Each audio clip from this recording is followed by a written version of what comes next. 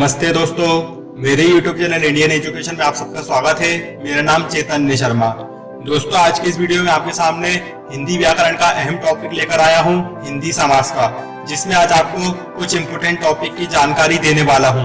वो important topic जो आपके लिए बहुत ही आवश्यक होते हैं हिंदी समास के ज्ञान के लिए। तो वो टॉपिक इस प्रकार से है, समास की परिभाषा। मैं आज आपको हिंदी समास की जो परिभाषा है वो बताने वाला हूँ, साथ ही समास के भेद, जो उसके भेद होते हैं उनकी जानकारी दूंगा।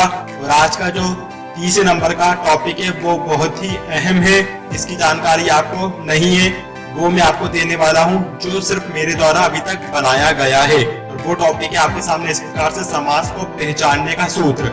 जी दोस्तों, मैं आज आपके सामने समास को पहचानने का फॉर्मूला लेकर आया हूँ, जिसको पढ़कर या जिसको आप देखकर बहुत आसानी से समास के जो भेद है उनको भी याद कर पाओगे, तथा साथ ही साथ आप समास की जो पहचान होती है कि समास की क्या पहचान है वो भी आप बहुत आसानी से आज सीखने वाले हो। तो बने रहिए मेरी वीडियो के साथ। चलिए हम वीडियो को स्टार्ट करते हैं। समास की परिभाषा, सबसे पहला टॉपिक है आपके सामने समास की परिभाषा। समास की परिभाषा आपके सामने इस प्रकार से है, परस्पर संबंध रखने वाले दो या दो से अधिक पदों को मेल को हम समास कहते हैं। ठीक है दोस्तों, परस्पर संबंध रखने वाले दो या दो से अधिक पदों के मेल को समास कहते हैं।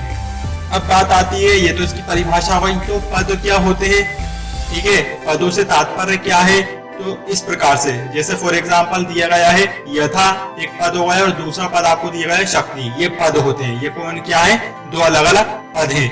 जब इनका मेल हो जाता है तो उसको हम समास कहते हैं।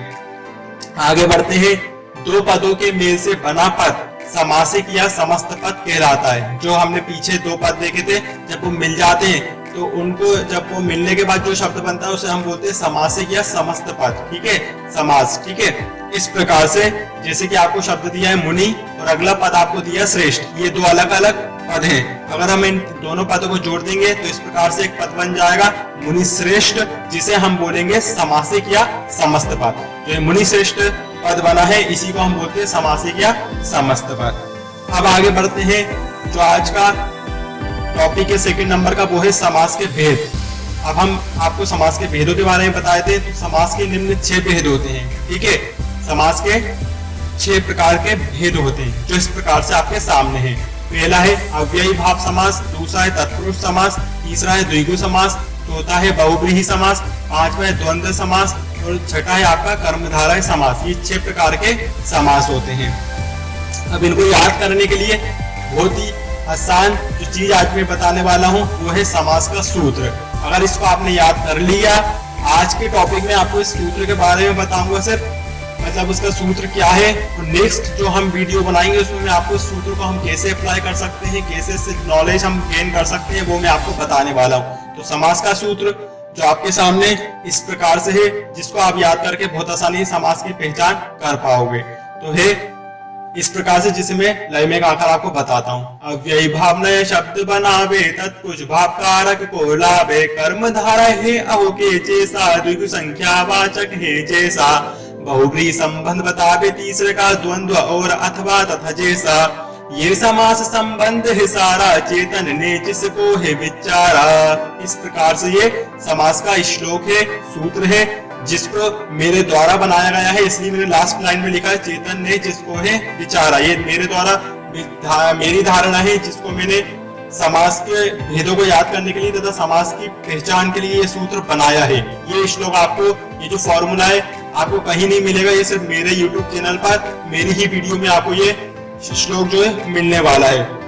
ये श्लोक मैंने इसलिए बनाया है क्योंकि इसे अप्लाई करने के बाद आप बहुत आसानी से समास को भी याद कर पाओगे, साथ ही साथ आप समास की पहचान भी कर पाओगे। और तब आप अगर पहचान कर पाओगे तो आप समास का नाम भी बता दोगे कि इसमें कौन सा समास है, जिसे मैं अपनी आने वाली वीडियो में बताने ही वाला हूँ कि इस सूत्र को हम कैसे अप्लाई करेंगे। सबसे पहले इस सूत्र को मैं पढ़ के थोड़ा सा आपको बता देता हूँ क्या इस सूत्र का मतलब क्या है। तो पहली लाइन में चलते हैं हम। पहली लाइन में लिखा हुआ है अव्ययी भाव नया शब्द बनावे। इसका मतलब यह है क्या, इसमें समास का नाम आ गया, जो पहला समास है अव्ययी भाव, तो एक तो समास का नाम आ गया।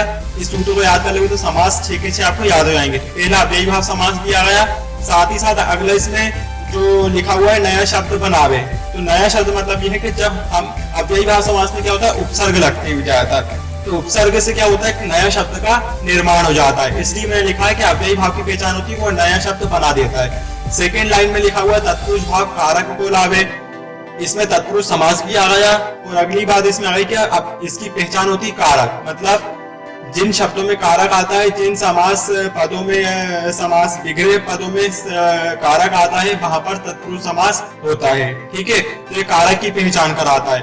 तीसरे नंबर पे लिखा हुआ कर्मधारा है अहो के जैसा, कर्मधारा की पहचान होती है कि इसके जो शब्द हैं समास से बिगड़े के शब्द उसमें है या अहो का प्रयोग होता है।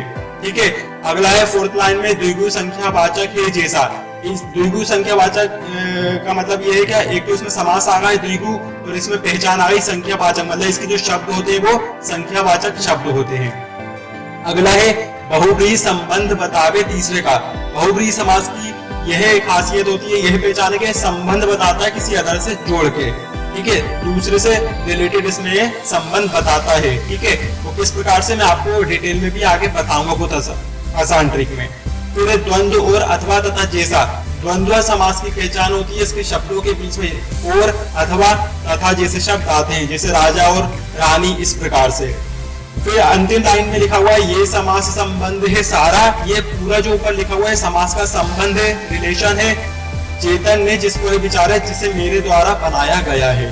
आपको इजी ट्रिक में याद कराने के लिए, इजी ट्रिक में आपको समास की पहचान कराने के लिए मैंने श्लोक बनाया है, जिसके बारे में आपको अपनी आने वाली वीडियो में, एक दो दिन में अपनी आने वाली वीडियो भी अपलोड कर दूंगा, जिसके माध्यम से आप आसानी से इस सूत्र को डिटेल में और बहुत इजी जानकारी भी प्राप्त कर पाओगे। तो दोस्तों, अगर आपको वीडियो पसंद आई है तो लाइक करें, शेयर करें तथा सब्सक्राइब अगर चैनल को नहीं किया है तो कृपया मेरे चैनल को सब्सक्राइब भी करें। मिलते हैं एक नए टॉपिक के साथ अगली वीडियो में, तब तक के लिए नमस्कार।